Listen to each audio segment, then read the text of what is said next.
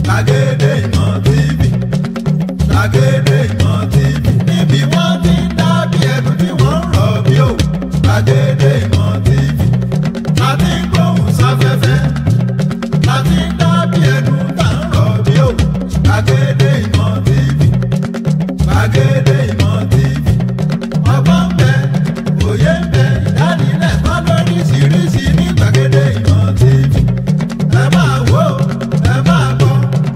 Ojú tẹ́ fi ń wò mí ò ní fọ́, etí tẹ́ sì fi gbọ́ mi ò ní di.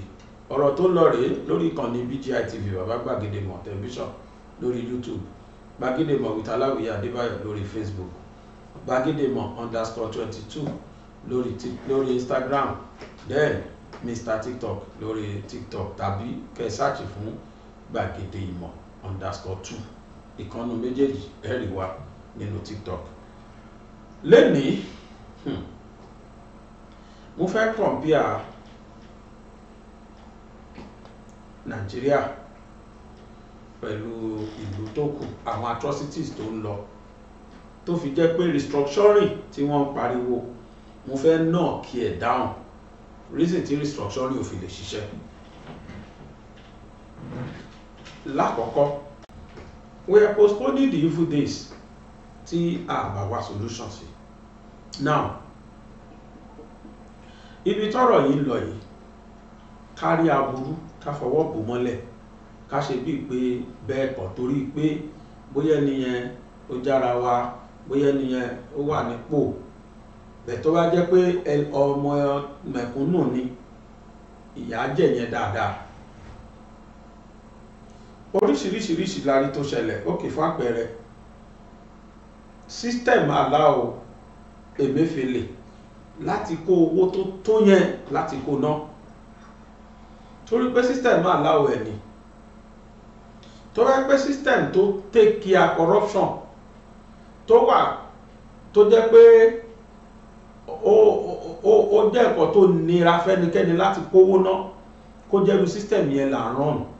Emefiele ò ní ráyè parùtù tó yẹn pa ní Nàìjíríà. Àwa sọ pé àwọn èèyàn ò rí owó jẹun, àwa sọ pé ìlú yẹn ò fararọ, ó ṣe máa fararọ. Ní Nàìjíríà tí wá ń bí, tó bá sọ pé ìlú tí injustice and corruption ti ń lọ, Nàìjíríà ni. Eléyìí ní ìjọba náà rí tán láwọn fẹ́ ṣe restructuring, wọ́n fẹ́ restructure, wọ́n fẹ́ tún ṣe àwọn nǹkan kan wà tó lọ Nàìjíríà tó gba corruption láyè, tó jẹ́ kí corruption túbọ̀ máa ráyè rọ́wọ́ mú gan, and not until tí wọ́n bá tó fi yẹn ṣe, tán wá ṣòfin pé ẹnikẹ́ni tá a bá ti mú wípé ṣòwò olùkúmọkùmọ kí wọ́n lọ pa. Tán bá ṣòfin yẹn tí house dẹ̀ approve ẹ̀, tí president buwọ́lù ẹ̀, rí pé Nàìjíríà máa dà. Tí n bá parí tí mò ń ṣe tó bá jẹ́ pé àyè kù fún mi láti sọ̀rọ̀ lé lórí, màá sọ. Nínú fídíò tẹ́ ń wò yìí náà ni n tí mo rí nínú ọ̀rọ̀ yẹn, bó ṣe rí lẹ́mìí tèmi, màá sọ. Now, ǹjẹ́ a lè mú ọkàn àgùntàn ká wá fi sọ́kàn ọmọ èèyàn ká ló possible? Kò lè ṣeé ṣe. Ká lọ ṣe operation ká yọ ọkàn ọmọ èèyàn ká wá fi dípò ká fi wá ti ewúrẹ́ àbí àgùntàn ká wá fi dípò ẹ̀, ṣé ó lè ṣeé ṣe? Àwọn tó ń ṣe Sharia, they are a particular kind of country. We are a different kind of country. Àwa Yorùbá a kì í ṣerú wọn rárá. Ẹni tó bá ń gbọ́ gbogbo nǹkan tó ti ń lọ láti bí ọ̀sẹ̀ kan àbọ̀, tí wọ́n ti gbé lẹ́tà Sultan of Sokoto wá pé dáadáa àwọn ẹ̀yin Yorùbá gbọ́dọ̀ ṣe kí ló dé tán fẹ́ dá Sharia sílẹ̀ lẹ́kìtì tẹ́ ò gbà, kí ló dé tán fẹ́ dá Sharia sílẹ̀ ní Ọ̀yọ́ state tẹ́ ò gbà, ẹ gbọ́dọ̀ gbà ní ẹ̀ka tí Sultan sọ nìyẹn. It's funny. But on the other hand, it is not funny. àwọn Fúlàní they have resolved to themselves pé wọ́n máa conquer gbogbo àwa tá a kì í ṣe Fúlàní ní Nàìjíríà, wọ́n máa lé wa kúrò lórí ilẹ̀ wa, ẹni àwọn tí ò bá ṣe lé kúrò wọ́n máa exterminate wọn pátápátá, gbogbo Nàìjíríà wá di Fúlàní land, wọ́n á wá pé gbogbo Fúlàní tó wà ní West Africa, Central Africa ẹ má bọ̀ ní Nàìjíríà, ìlú tó Ọlọ́run fún yín lélẹ́yìí. Lórílẹ̀-èdè tara yín láti bẹ̀rẹ̀ ayé náà Ọlọ́run ti wá fún yín ẹ má bọ̀. Nǹkan tí wọ́n fẹ́ ṣe nìyẹn. Wọ́n dẹ̀ ti ń pààyàn nílẹ̀ wa láti 2015, 10 full years now. According to àwọn ọmọ wa wọ́n ṣe research, wọ́n ní àwọn èèyàn tí wọ́n ti pa nílẹ̀ Yorùbá between 2015 àti ìgbà tí Buhari kúrò lórí ìjọba lọ́dún mẹ́jọ tí Buhari fi ṣèjọba, wọ́n ní wọ́n ti pa 29,000 Yoruba people, 29,000 Yoruba people. Nígbà tí wọ́n kọ́ wá gbé statistics yẹn wá bá mi, mo ní can this be true? But very quickly mo wá gbà pé ó ń láti true lóòótọ́. Kí ni nǹkan tó jẹ́ kí n wá gbà pé ó ń láti true? Àwọn the National Bureau of Statistics, the Federal Nigerian Government Bureau of Statistics, ó publish some statistics ní December tó lọ yìí lóṣù kejì síbí. Nínú ẹ̀ wọ́n sọ pé àwọn Fúlàní àtàwọn allies wọn terrorists wọn tó ń kó káàkiri wọ́n ti pa 614,000 people ní Nàìjíríà, 614,000, and that nílẹ̀ Yorùbá wọ́n ti pa 15,000. Of the 614,000, 15,697 ló jẹ́ Yorùbá, almost 16,000.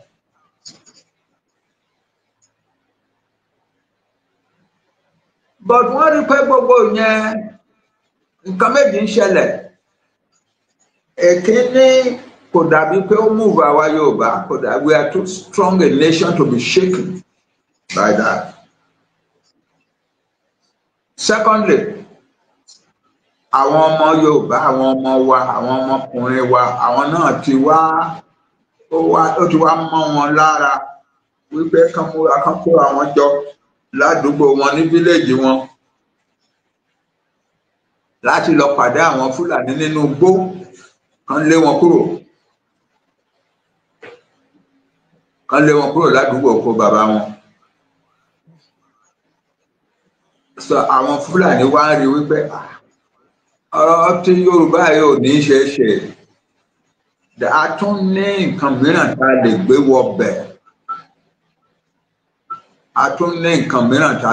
wọbẹ̀, láti fi dá Yorùbá rú, láti fi dá wọn lédè yìí, tó máa ṣe ìrànlọ́wọ́ fún wa láti lè kọ́ńkà ilẹ̀ wọn.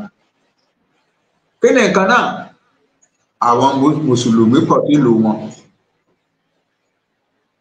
Àwọn Ìgbò ní Mùsùlùmí bíi tiwa, àwọn Ìjọ ní Mùsùlùmí bíi tiwa, àwa Yorùbá ní Mùsùlùmí tó pọ̀. Nílẹ̀ tiwa kò sí discrimination about religion.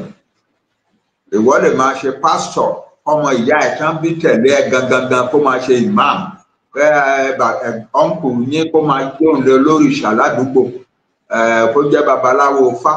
Àwa Yorùbá a ò kà sí nǹkan burúkú kankan. We are a family-oriented nation, and so we don't discriminate against our brothers and sisters and so on who believe in different religions. So Muslims pọ̀ nílẹ̀ wa dáadáa. Àwọn wá rò wípé ọ̀rọ̀ pé ká pa wọ́n ká ṣe èyí, àwọn náà ń pa wá náà. Àwọn Fúlàní tó ń pa nílẹ̀ Yorùbá náà pọ̀ rẹpẹtẹ. Ó túbọ̀ wá ń pọ̀ sí ní báyìí. Láyé àtijọ́ wọn ni wọ́n ti pa èèyàn bí ogún lọ́kọ̀ òbí kan. wọ́n ní wọ́n ti pa nígbà tí Fúlàní ṣe bẹ̀rẹ̀ sí pààyàn lábẹ́ Buhari wọ́n ní wọ́n ti pààyàn 8 ní ọ̀pọ̀ ibì kan lọ́nà ọ̀pọ̀ ibì kan báyìí wọ́n ti rẹ́pù àwọn obìnrin kan bíi 10 kìíní kan and so on but ó ti wá dé stage báyìí wípé àwọn Fúlàní wọ́n pàdé ọmọ kan lọ́nà wọ́n pa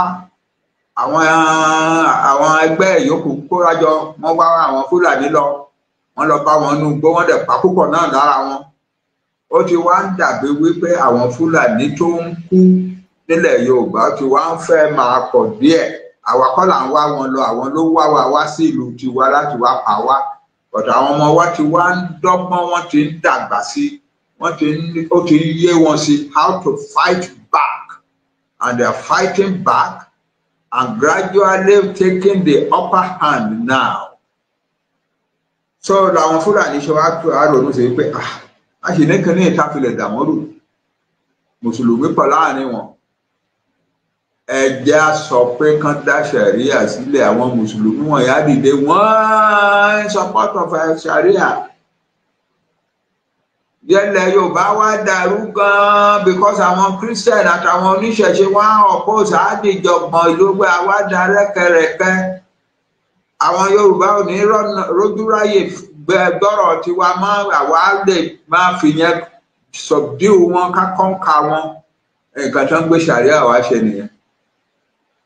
It is not a religious agenda at all. It's an entirely political agenda.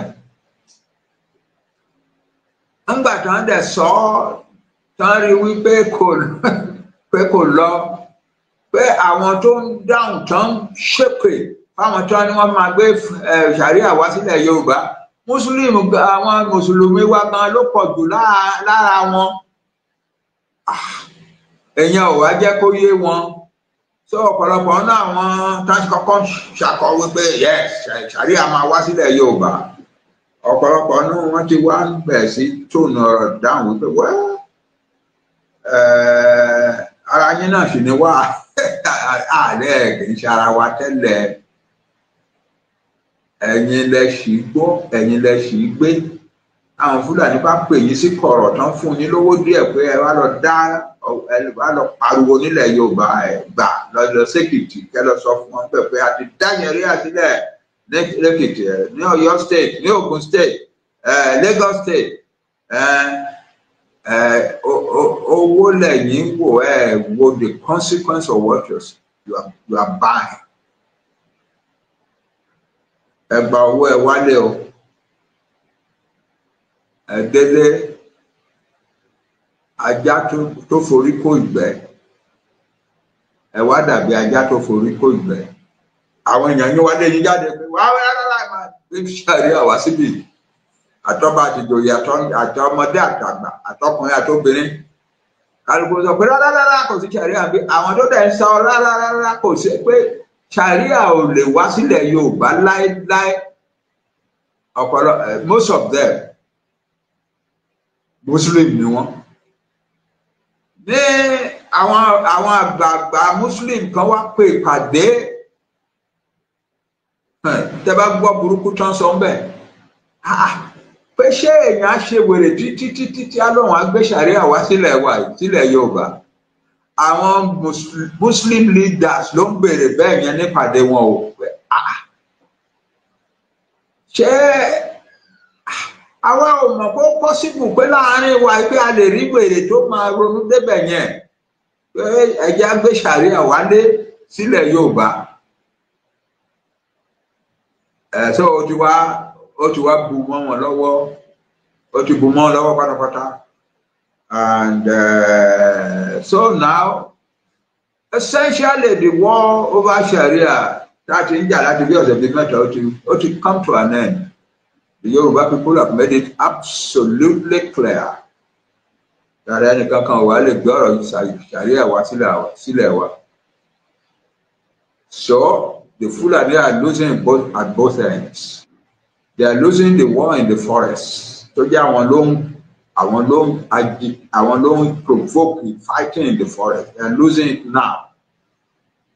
Àwọn náà ló tún gbé ọ̀rọ̀ Ṣàríà wá. They are losing it now. Eléyìí tó kàn wá dùn yàn bẹ́ẹ̀ ni pé Sultan of Sokoto àwa máa ń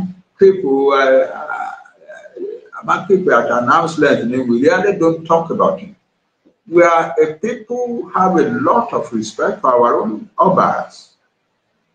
We have a lot of respect for our own Obas are the fathers of our own Yoruba nation. Therefore, when we know that the Sultan is the leader, the father of the Fulani nation in Nigeria, we respect him as such. But people who are collectors who are being only right not to dictate sí wa. How do you Yoruba people dare? That is reject the Sharia, and Sharia is going to come to your land.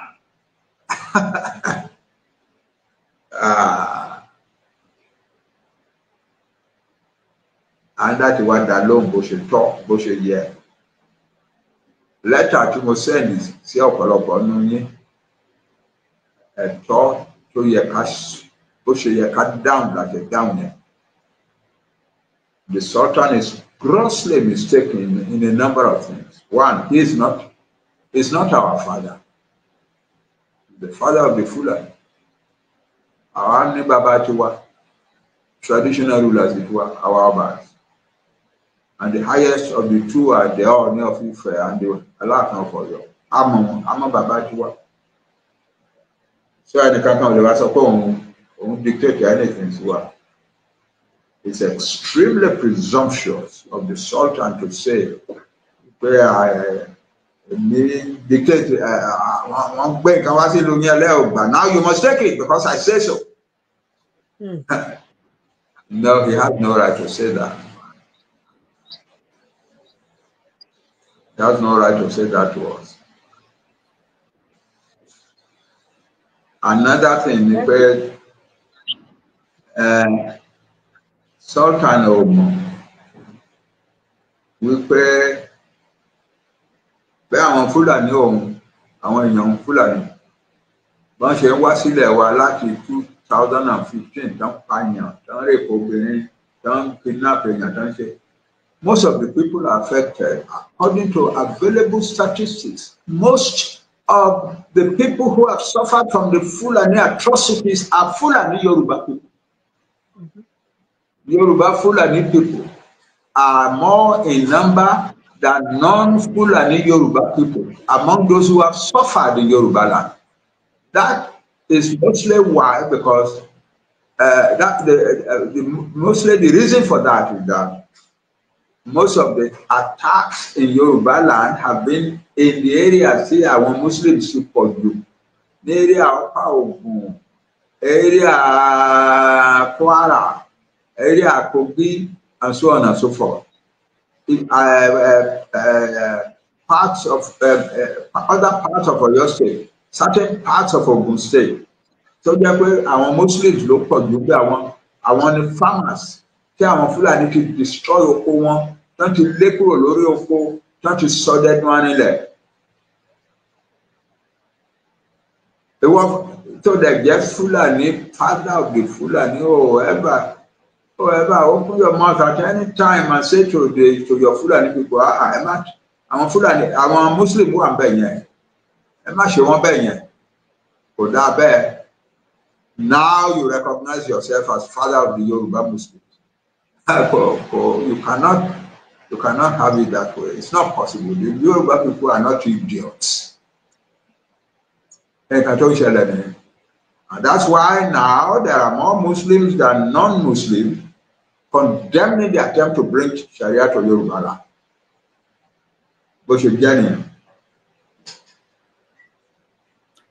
Daddy, ẹ ṣeun gan sà, ọjọ́ yẹn á túbọ̀ dálé, ẹ pẹ́ fún wa ní agbára ti Ọlọ́run.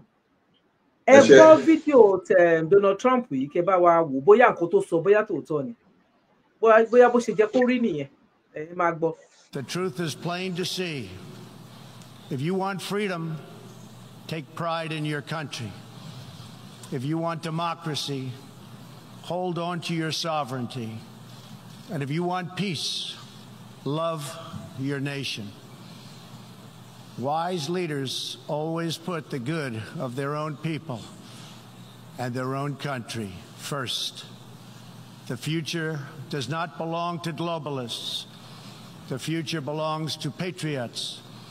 The future belongs to sovereign and independent nations who protect their citizens, respect their neighbors, and honor the differences that make each country special and unique. Wow. If we had paid him a bribe of trillions of dollars, it could not say it better. Yeah, he could. There is nothing that he should say that he didn't say in that little clip. Yeah, the world doesn't belong to globalists. Nigeria, what is Nigeria? A large territory containing a large number of different peoples. The people who are saying Nigeria are globalists, people who have no orientation, who have no love for their own culture, their own parents, their own history, who want to say Nigeria, and so on. Ìjọ kan náà wà kí irú àwọn ìta la fẹ́ràn Nàìjíríà ń gbà tí ọmọdé sì jọ ọmọdé ẹ̀ gbà tó ojú fi wà lẹ́kùn táwọn náà ń sá káàkiri fún Nàìjíríà. But téèyàn bá dàgbà tó bá mọ̀ wípé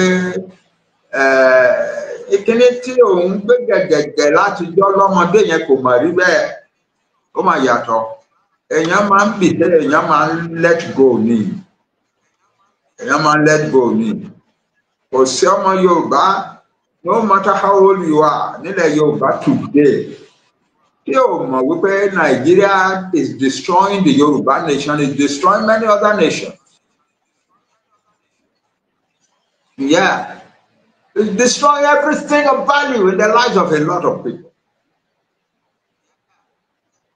But it is more fashionable to talk about Nigeria than to talk of a Yoruba nation. I want to talk about Yoruba nation. They are tribalists, they are secessionists, and that kind of trash. The future belongs to those who hold their own. It does not belong to the globalists. It doesn't.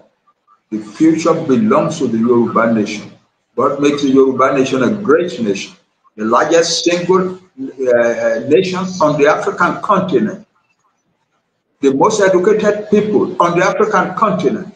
One of the most educated people in the world. Yeah.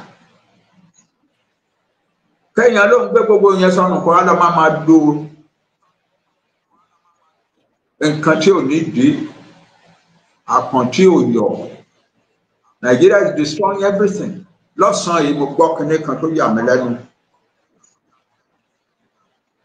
Láyé àtijọ́ táwọn ọmọdé bá ń ṣe ìdánwò West African School Certificate, serious matter nìyẹn. In every school, tó bá jẹ́ high school nílẹ̀ Yorùbá. Ṣùgbọ́n today every school ní Nigeria ló ní what they call exam magic center. Examination magic center.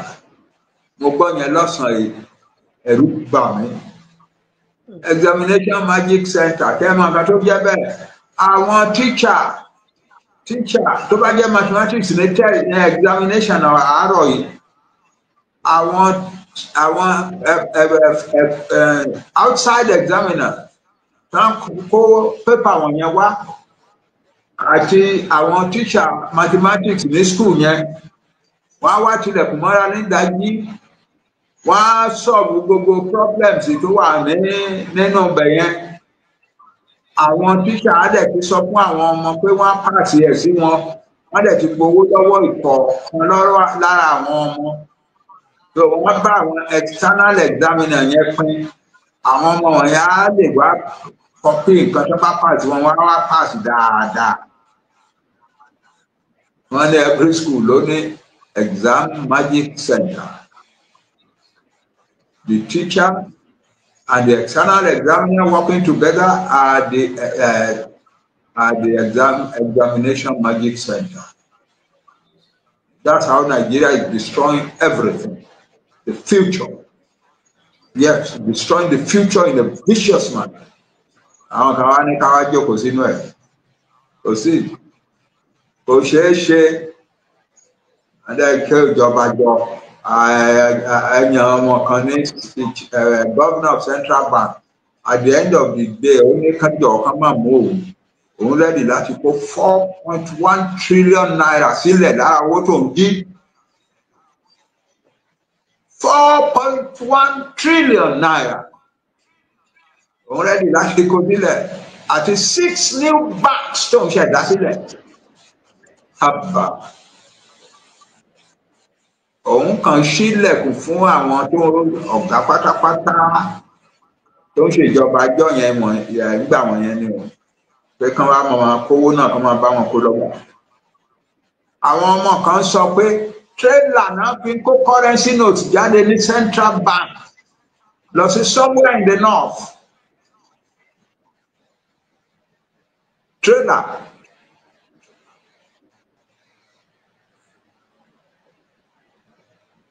And you want us to stay in that kind of country?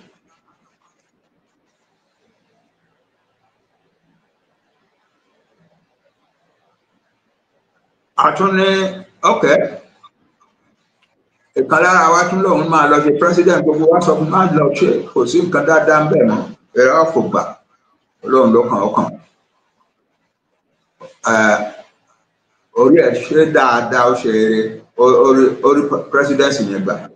But ó ń discover báyìí pé kò sí nǹkan dáadáa ń bẹ̀ o. Ojoojúmọ́ làwọn Fúlàní yá láṣọ tán sọ̀sọ̀kúsọ sí tán pé lórúkọ tán ṣépè fún ojoojúmọ́. He lives on tenterhooks.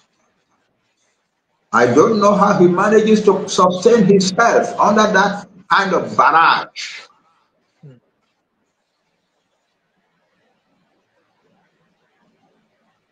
I am not saying he's guiltless. All I am saying is that people can disagree with their ruler, with their president of their country. Mm-hmm. But you say, Tinubu is unique in the world. Unique in barbarism. So,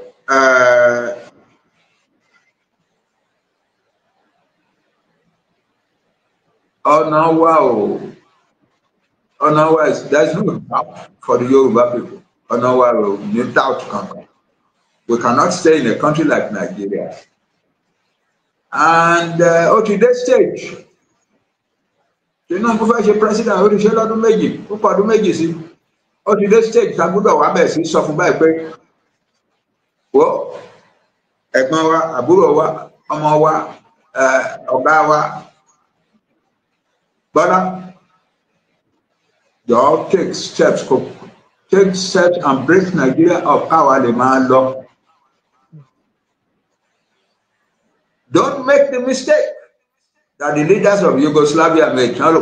When they subside the country, that was what I'm when they subside there, and so on. In the end, they created the most bloody human conflict in the history of the modern world. Ebe ní Nàìjíríà ń lọ. Ó tó débẹ̀ ká bẹ̀ Tinubu kó yọ kó tètè pin to save his own name in history. There was a man in Yugoslavia who was a leader, who was the most powerful political leader in Yugoslavia, who was the leader of the Serbs, the largest ethnic group in the country, who was the president of this and president of that, who said, "Oh, see, Yugoslavia will break up. Lie, kò sí kan tó lè ṣẹlẹ̀ tí Yugoslavia will break up." Wọ́n ṣe ìpàdé, wọ́n ṣe rárá kò gbà. Ó ní ìdá àwọn Serbs kan sọ pé wọn ò fẹ́, wọn ò gbà. When the trouble then reached the breaking point, somebody sí para wọn.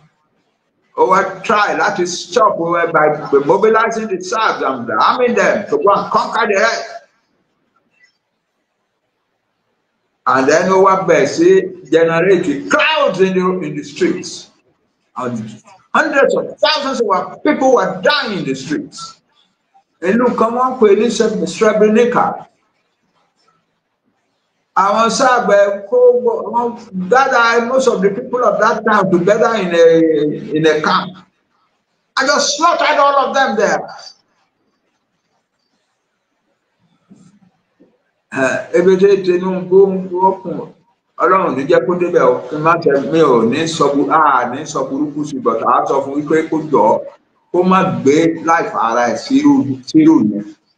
Nigeria is ready to break up. Let Nigeria break up. The Yoruba said they would want to go. We are the largest ethnic group. The Hausa are the second largest ethnic group. They said they want their own country now. The Igbo are another very large nation. They said they want their own country. In fact, they have been saying before us. Awon are the fourth largest ethnic group. They said they want to go. Awon middle belt, I want to organize a new federation that will bear a new name, that will be a new country. So, I'm going to create more states. I'm going to create 31 more states. Whether there will be 67 states. Whom is he talking about? Whom does he want to create the states for?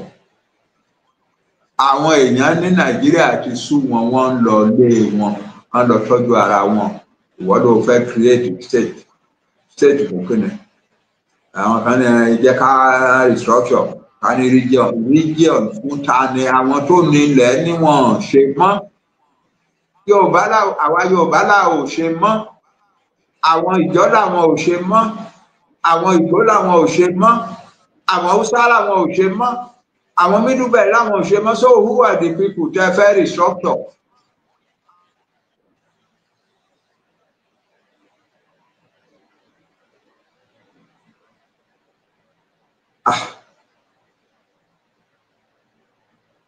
Tílẹ̀ bá mọ́ gbogbo wa là mọ̀ pé ilẹ̀ mọ́. Òjò lè máa rọ̀, ó lè máa ṣe bàtà mọ̀ pé ilẹ̀ ti mọ́.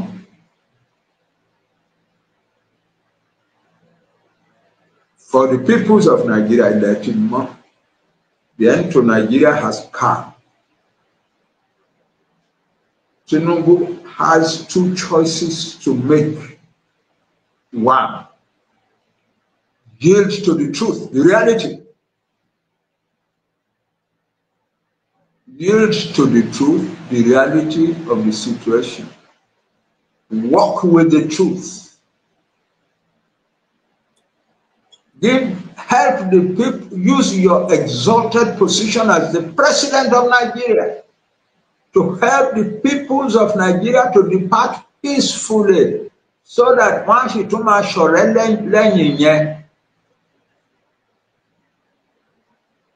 don't hold on until we Nigerians begin to kill one another in large numbers.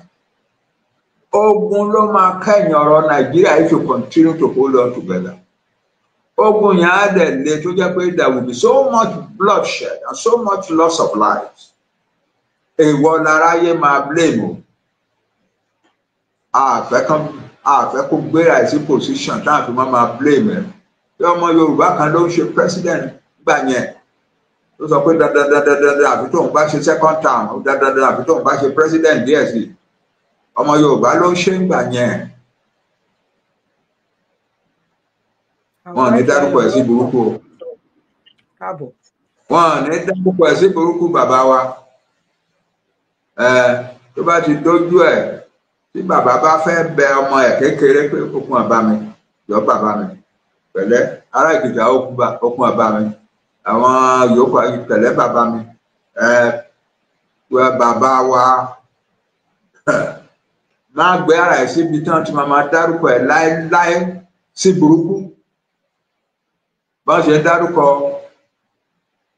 Slobodan Milosevic of Yugoslavia Nigeria, Yugoslavia will never break up. Ìgbà tí gbogbo ẹ̀ break up tán, táwọn èèyàn wá bẹ̀rẹ̀ sí pariwo pé òun ló jẹ́ ká pa àwọn èèyàn wọn, ló jẹ́ ká the international community set up a criminal commission to try him because ariwo táwọn èèyàn ń pa nípa ẹ̀ ó ti pọ̀ jù wọ́n lè fi sílẹ̀. Ibi tí wọ́n ti ń try ẹ̀ wọ́n arrest ẹ̀ wọ́n gbé sí prison bẹ́ẹ̀ ló kù sí wọ́n tó ṣe kéèsì ẹ̀ tán. Died of heart attack in the prison. Jọ̀ọ́ bàbá wa Tinubu má jẹ́ kí wẹ̀ má jẹ́ Ọlọ́run ní jẹ́ kí burúkú ṣẹlẹ̀ sí ẹ o. We are not happy the way the Fulani are treating you. We can fight back, of course, but fighting back is not the answer.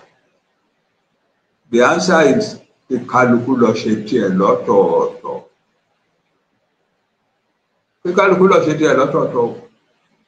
That's the answer.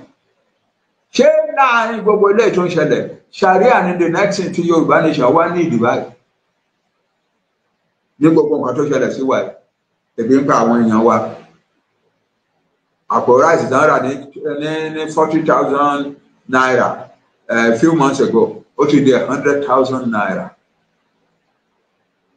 Gas pé a fẹ́ repo sí mọ́tò ó ti di nǹkan tó ọmọdé ò lè rà sí mọ́tò mọ́. Life is being destroyed. Ní ilẹ̀ Yorùbá onílé lọ́nà àwa jáde láàárọ̀ onílé lọ́nà àwa jáde láàárọ̀ àdúró síwájú ilé a máa fọgbọ́n bẹ̀bẹ̀ pé kóun lè rí ẹni tó máa fún un ní tọ́rọ́ kọ́bọ̀ kóun bá lè fíìdì fámìlì òun tóun fi sílẹ̀ sínú ilé. Ó ti tán. Bàbá wa ẹnìkankan ò ní right láti sọ pé àwọn máa sọ pé àwọn náà ṣe fún ẹ àwọn náà gbé president àwọn kọ́. Nigeria voted for you. You have a right to it. But àwa èèyàn à ní gbà pé kò di wọ́mọ títí tí orúkọ ẹ̀ á fi bàjẹ́ for the rest of time tí orúkọ Yorubanation náà fi bàjẹ́ pẹ̀lú ẹ̀ à ní gbà o. The best thing is jọ̀ọ́ bàbá báwa ṣètò bá a ṣe máa pín kínní peacefully tó jẹ́ pé lẹ́yìn ẹ̀ á ṣètò máa ṣọ̀rẹ́ ara wa lọ. Ẹ ṣé o. Ẹ ṣé dádì. There are mad people everywhere. So okay.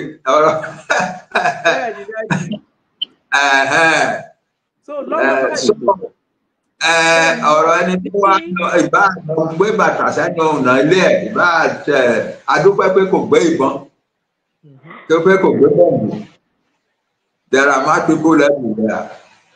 Nǹkan tó wà bẹ́ẹ̀ ni pé àwa Yorùbá we have good reason to be proud bí àbí ọmọ bíi ti Kẹ́mi. Bad enough. Baba Kẹ́mi and I were close, very close, until his last day. Ọ̀dọ̀ tó máa wọ́n mọ̀ wọ̀nyí torí wọ́n ti tètè lọ sí abroad. Bàbá wọn ti tètè kó wọn lọ abroad nígbà tí ọ̀rọ̀ Nàìjíríà dàbí pé kò ní ṣeé ṣe. Ọ̀pọ̀lọpọ̀ náà àwọn tó wà ní Amẹ́ríkà tó wà ní Britain tó wà ní Canada tó wà ní Europe tó wà káàkiri báyìí ọ̀pọ̀lọpọ̀ nínú wọn làwọn tí bàbá wọn tí parents wọn ti tètè ọ̀rì jáde pé bí ọ̀rọ̀ yìí ṣe ń lọ I don't want my children to grow up here. She is one of such children. And I'm sure that father in the grave will be proud of her that she's speaking up the way she's speaking up now. Àwa tí a kì í ṣe biological parents here, but tó jẹ́ pé parents here ni wá, we are very proud of her. She's a wonderful girl and she's doing a good job. I will believe, we pray that one day she will occupy a much higher position in in the life of the United Kingdom. And she will give the beauty, the greatness of the Yoruba spirit and mind, the management of the affairs of that country. Yeah. Yeah, we are proud of her. She's very wonderful. Sá, nǹkan tí mo fẹ́ kẹ́ gbọ́ nínú ẹ̀ sà àti gbogbo ọmọ Yorùbá tó bá ń gbọ́ mi, òun ni pé ní US wọ́n tighten up lórí immigration. Wọ́n ní wọ́n kó àwọn èèyàn kan máa jáde. Ní UK they're going to start it very soon. Òun náà wọ́n ti tighten up. Nǹkan tó ń gbà lọ́dún 5 tẹ́lẹ̀tẹ́lẹ̀ ó lọ́dún 10 ló máa gbà á tóun bá wọ ìjọba. Wọ́n tighten up lórí immigration wọn àti káàkiri. Àwọn èèyàn wá ń sọ wọ́n ní wọ́n ṣe wá ń ṣe báyìí kò jẹ́ kó ṣe bẹ́ẹ̀ mo ló dáa kó ṣe bẹ́ẹ̀. Wọ́n ń sọ fún wa ní. Wọ́n ní tónílé bá ń sọ wípé dádì tónílé bá ń sọ wípé ilẹ̀ ti ṣú ilé tó lọ ló ń pa ló ń sọ fún òwe ló tó lọ ni. Wọ́n ń sọ fún àwa náà pé káwa náà lọ ṣe ìlú wa kó ṣe dáadáa káyé sá káàkiri.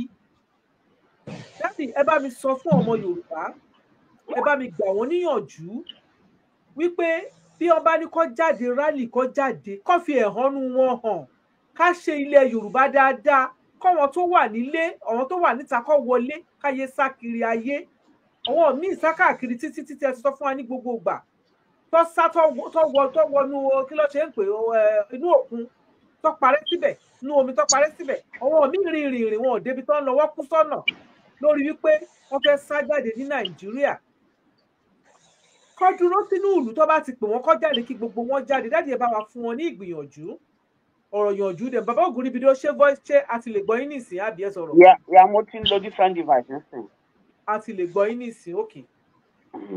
dáàdì ẹ bá wa fún ọmọ Yorùbá nígbìyànjú lórí ìyẹn torí wọ́n ní nǹkan tí Kẹ́mi àti Trump tó sọ kò dáa. ẹ ṣe at the end of the year 2015.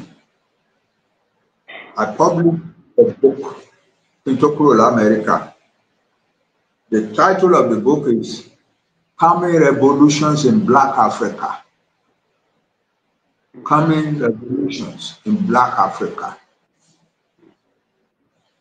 I was interpreting the manifest history of Africa and predicting what will happen. And one of the things I predicted is that a time is going to come when the outward surge of young Africans will, to the other parts of the world will stop. Either one, because the young people themselves resist and fight their governments back and say, we are not leaving. This is our country. We want our country to be good. We can stay here. Or because the people who are the owners of the country that they are rushing to will say, no,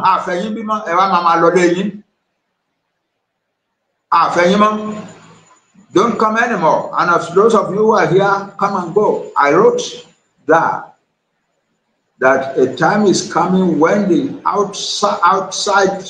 outward surge of young African people, educated young African people, to other parts of the world will cease.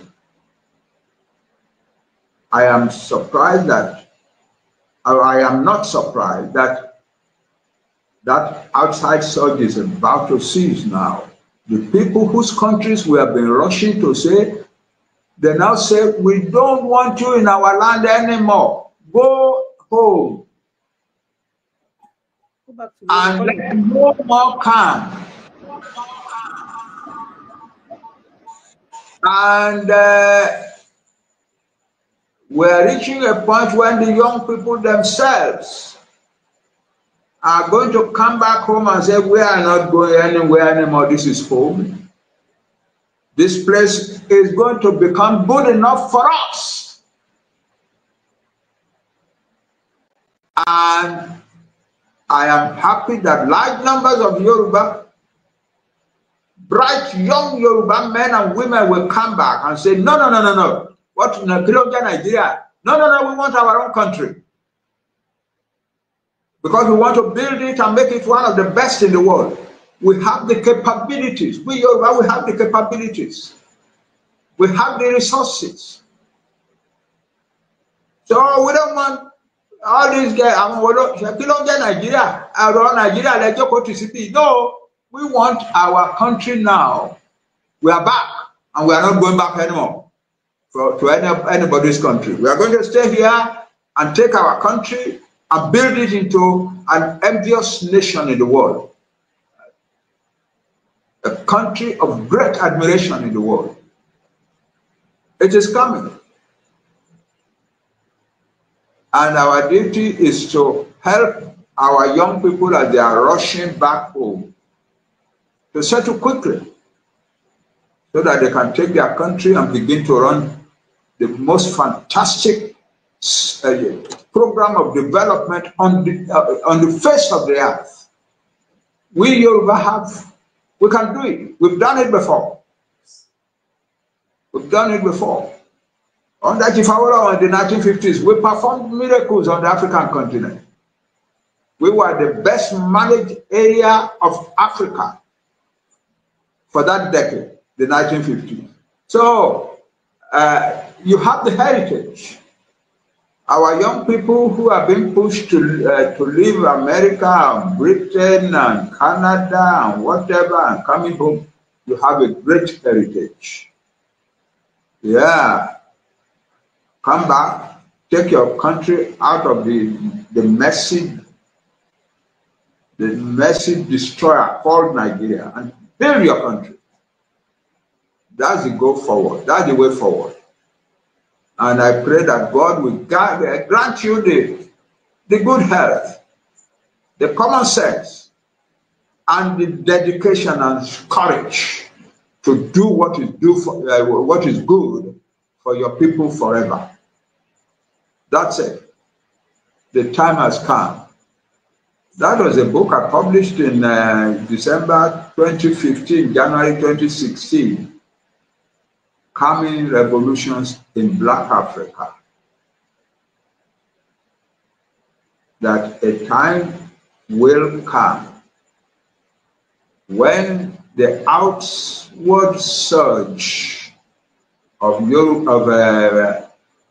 African educated youths to other parts of the world will cease.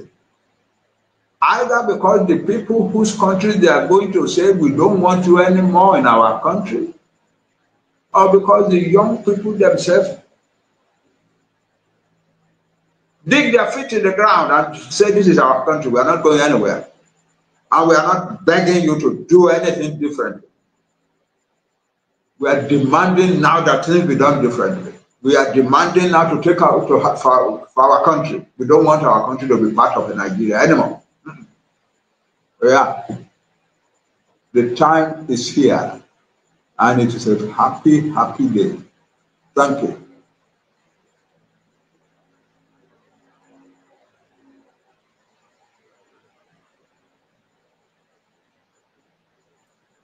àti dá yín dúró ó ti yéye. Ẹ jọ̀ọ́ dáàdi, ìwé tí ẹ kọ yìí ẹ bá wa summarize ẹ̀ in about 5 minutes fún ọmọ Yorùbá torí àwọn èèyàn tí ń rà á ó dẹ̀ ṣiṣẹ́ kù lọ́wọ́ wa. A fẹ́ kí wọ́n ra ìwé yìí. Ẹ bá wa summarize in 5 minutes pé kí nǹkan tó wà níbẹ̀, ìdí tó fi máa ra ìwé yìí tó important láti ra ìwé yìí, ẹ bá wa sọ fún wọn fún ọmọ Yorùbá. Ok, ìwé mo mọ̀ pé ìwé ńlá tó rí níjọ́sí ló ń sọ yẹn. Bẹ́ẹ̀ ni sà. The Yorubanation. The Yoruba people. The Yoruba people. Profile of the foremost black nation. The Yoruba nation is the foremost black nation in the world. And it's a book that every Yoruba person should have as a special treasure in their homes. I wrote it for that purpose, to uphold the Yoruba nation forever. It's a book that will be read 1,000 years from now, and people will still wonder, really? So these Yoruba people were this great? Yeah, it's a product of very diligent research that lasted for more than 9 years. You will see when you open that book that to write that book, I dug into hundreds of thousands of other books and articles and so on. And I did a lot of research. I put together a lot of oral tradition collection all over Yoruba land. I have presented in that book a treasure that every Yoruba man will admire and hold that in their hands and say, wow, praise God for this. That's what I wrote it for. It's available now. I think really people are saying that it's because I'm not home, they cannot launch it and so on and so forth. So I guess the thing to do will be to find some arrangement to launch it. Even if I'm not, I don't have to be there. It is your book. And then we can begin to sell it in earnest. The title is The Yoruba People, Profile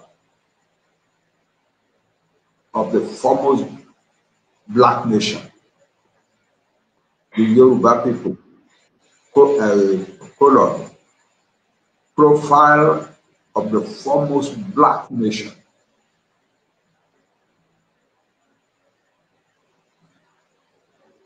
I hope you will all buy it. That's that book. But the other book that I mentioned is a smaller book. It's my summary of what I was observing on the African continent. And the title of it is Coming Revolutions in Black Africa. It was published in the United States early in 2016. Thank you. Ṣé dádì àdúpẹ́ lọ́wọ́ yín ní fẹ́ gbà yín ní àsìkò tó pọ̀ bàbá Ògúnríbidó ẹ bá ní béèrè ẹ bá mi béèrè lọ́wọ́ dádì àbí kẹ́ bá mi kí wọn torí látẹ̀kan àti ń pè yín ó dàbí pé máíkrófóònù yín ó ń ṣe bákanbákan ẹ sọ̀rọ̀ nísìnyí káwọ́ bàbá lè gbọ́ yín. Ẹ ṣeun mo rò pé ẹ ń gbọ́ mi torí mo ti ẹ ṣe. a ti ń gbọ́ yín dáadáa. Dádì iṣẹ́ tẹ́ gbé lọ́wọ́ yìí nítorí pé àwọn ìran wa tó ń bọ̀ ní ọjọ́ iwájú kọ́ má bàa parun nítorí pé ìgbésẹ̀ táwọn Fúlàní ń gbé orí ọ̀fẹ́ pé à ń sin Ọlọ́run àti pàápàá májẹ̀mú yìí Ọlọ́run ló sọ bẹ́ẹ̀ pé àwọn èèyàn tèmi gbọ́dọ̀ kúrò Nàìjíríà òun ló ó ṣe tọ́lúwà rìn lọ́wọ́ níbi tá a wà yìí àwọn ọ̀dọ́ yìí tó wá jẹ́ pé àwọn lẹ̀ ń dùn fún ọjọ́ iwájú ìjọ ọ̀rọ̀ ìjọ ń yé wọn bó ṣe tọ́ àti bó ṣe yẹ kó yé wọn bí bàbá afẹ́kẹ́ báwọn ọ̀dọ́ yìí sọ̀rọ̀ kán lè mọ̀ wípé ìjà wọn lẹ̀ ń jà nígbà tásìkò bá tó fún rálì kán tún jáde torí tí wọn bá gbára wọn sìn gbogbo ẹrú tán fún wọn ṣe Nàìjíríà tán fi àwa bàbá wọn ṣe Nàìjíríà yìí tọ́jọ́ iwájú máa burú jù bẹ́ẹ̀ lọ kán lè mọ̀ pé àsìkò iná lè gbára wọn torí gbogbo wọn sìn ẹni tó jẹ́ master degree holder ẹni tó ní PhD wọn tiẹ̀ wá rí mọ́rúwá wà Nàìjíríà torí gbogbo àwọn tó wá márùn àti tán wá ọ̀kadà northerners náà ni wọn àwọn owó gbogbo owó àdán wọn ló ń lọ àwọn náà lórí rà so ṣùgbọ́n a ní kán gba ògo yìí kán lè rí ògo yìí lò fún ọjọ́ iwájú dádì ẹ bá àwọn ọ̀dọ́ wa sọ̀rọ̀ torí pé gbogbo ọ̀rọ̀ yìí àwọn ló bá rí jù dádì ẹ jọ̀wọ́ àwọn ọ̀dọ́ wa wọ́n ṣe pàtàkì ní nǹkan tá a gbé lọ́wọ́ yìí sà. ṣe òtúgbà tí máa ń bá àwọn ọ̀dọ́ sọ̀rọ̀ tí mi ò kì í feel a very big sort of guilt. Ìṣe tí a ṣe fún àwọn Nàìjíríà láyè kan treat àwọn ọ̀dọ́ wa ó terrible. We are guilty, we their parents, we are guilty before God. Ṣé alájú wa síbẹ̀? Year after year after year, decade after decade, wọ́n systematically brutalize one, the education of our young people. Two, the prospects of our young people, even the best, it became the common thing that a young man would take a degree, a first degree, not find a job, and then find his way back to his university. People to buy a master lawyer. Well, it's a subject that often makes me emotional. I was at university, I was struggling to buy a master's on one. I think she masters in a time, but about something we were part of because a brilliant person, the fundamental is sound. Well, maybe Tomba Pada say university again to a PhD.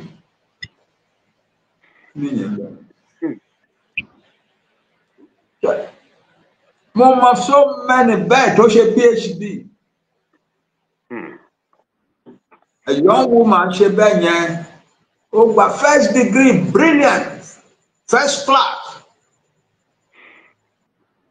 Orin káàkiri títí àwọn ẹgbẹ́ ẹ̀ ṣaṣẹ́wó wọn ń ṣe kìíní kan olóhùn òní ṣe padà sí yunifásitì ọlọ́gbà ṣe masters.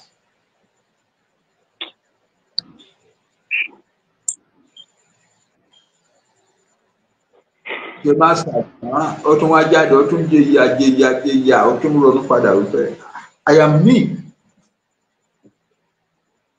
Èmi tí mo gba first class ìjọ yẹn náà ṣì ní. It's a very sad story. Oh, what one padà lọ sí university wa lọ ṣe PhD. Wá jáde with a PhD and yet nothing changed. Orí ọmọ yẹn wá dàrú débi pé a wá bọ́ sínú wardrobe lé àtìlẹ̀kùn mọ́ra sínú wardrobe. Àti bẹ̀rẹ̀ Nàìjíríà ló dẹ̀ kiri bẹ́ẹ̀ àwọn òyìnbó ń bẹ̀rù wa. This is a different kind of people. Kì í ṣe irú àwọn táwọn wá síbí nìyí. Àwọn tán lè tún jẹ tán lè treat anyhow làwọn lè wà. By the time 1890s, àwọn òyìnbó wá dé wọ́n fẹ́ máa gbalẹ̀. Our Yoruba, we were already an educated nation. We had been producing university graduates as far back as 1850s. We were already publishing newspapers in our country. The first newspapers on the African continent, we were already publishing them in our Abayo, Ibadan, Eko, and so on. Yeah, we are different.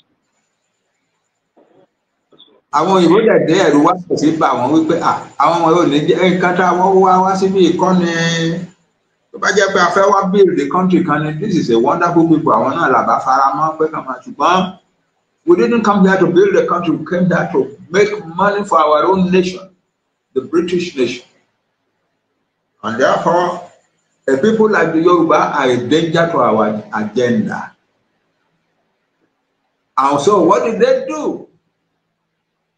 What did they do? Okay, we will have them as part of our protectorate. Because they are the most profitable for now. Because the colonial government in London, country kan ní Africa, ọ̀hún lẹ ti máa rówó tẹ́ ti máa sanwó ara yín. Britain ò ní wá máa sanwó oṣù ẹ láti London láíláí. Ìlú tán rán yín lọ yẹn lẹ ti máa ṣe ọdọ́gbọ́n. Tẹ́ máa rówó tẹ́ máa fi ìbàjẹ́ tax ní ìbàjẹ́ customs duties ní ìbàjẹ́ whatever ẹ ṣáà sanwó salary yín bẹ̀.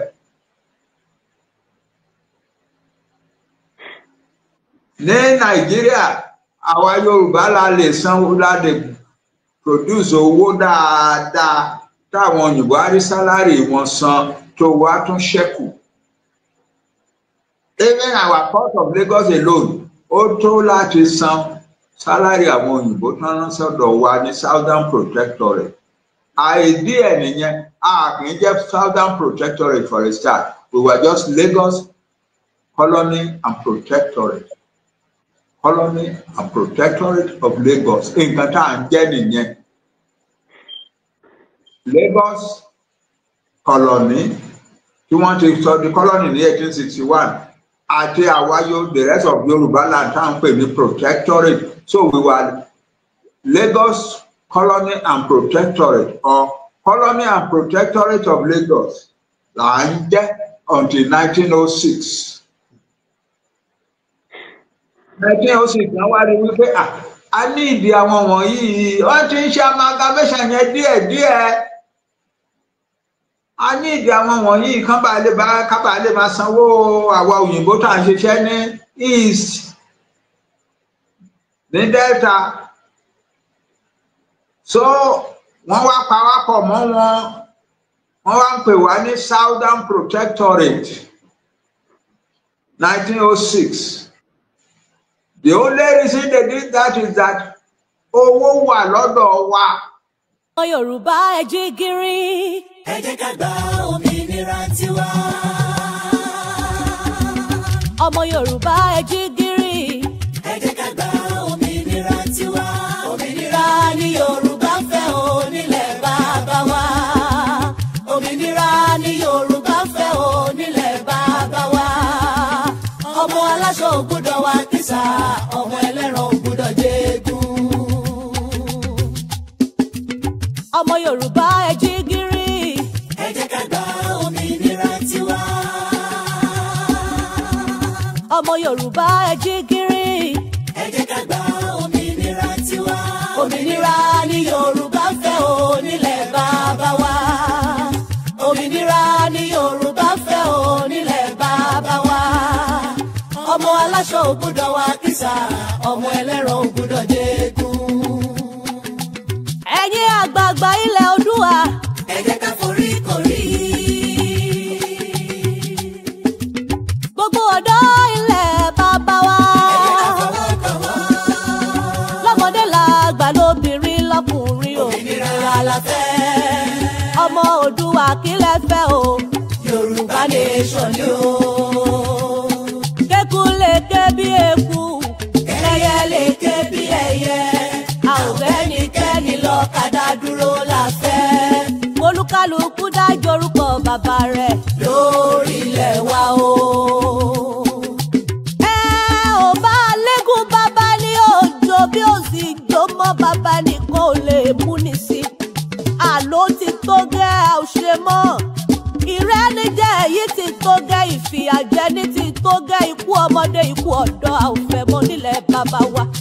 A fẹ́ kí èdè wa ó di pàtàkì ìgúnlẹ̀. A ò fẹ́ ètò ìjọba tipátipá mọ́ gbogbo ẹ̀yin ọ̀jẹ̀lú ọ̀bàlújẹ́ ènìyàn yìí ẹ kó ráńgà yín ẹ máa lọ. Ká lè fúnra wa ní ètò ààbò tó péye lórílẹ̀ bàbá wa. Ìyà tá a jẹ tó lọ́wọ́ àwọn ará òkè ọ̀hún, ìfipábánilò yìí a ò fẹ́ mọ́. Bíbani ní nǹkan oko jẹ́ dídá ẹ̀mí àwọn àgbẹ̀ légbodò ó ti sún wa. A kì í bá ní tán ká fani nítàn ọ̀ya, ẹ jẹ́ a máa lọ ká lọ gbòmìnira tiwa. Òmìnira.